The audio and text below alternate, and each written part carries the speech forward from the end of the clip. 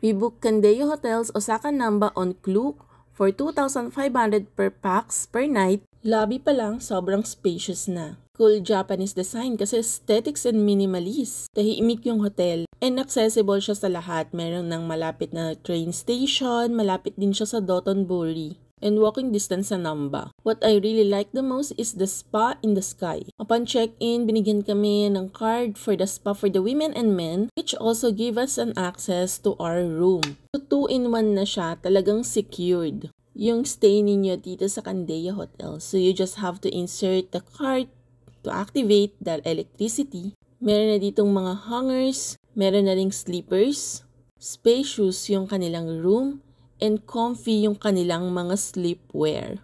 Meron na ring napakalaking TV, and ang cute din ng kanilang minibar, especially the sofa.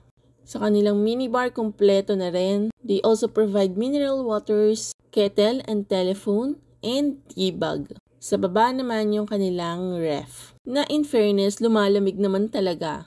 For the toilet, sobrang linis. Hindi man ganun kalaki pero kumpleto na rin. Meron na silang bowl, pangmalakasang bowl yan kasi electronic ang bidet. Merong sink, bathtub, and shower, and made in Italy yung kanilang body wash, conditioner, and shampoo.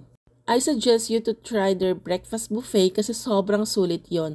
Upon entering, bibigyan ka ng card para i-reserve mo yung table mo. Day 1, ito yung kinain ko. Since buffet siya, kailangan magpakabusog ka dito para hindi ka manghihina sa mga gala mo for the entire day. And I would say na malaking tipid din ang pag-avail ng breakfast buffet. Day 2, ito naman yung kinain ko. Meron silang spaghetti. Yes, nagulat ako may spaghetti. And hindi nawawala yung mackerel. Pinaka-favorite ko yung bread na yan.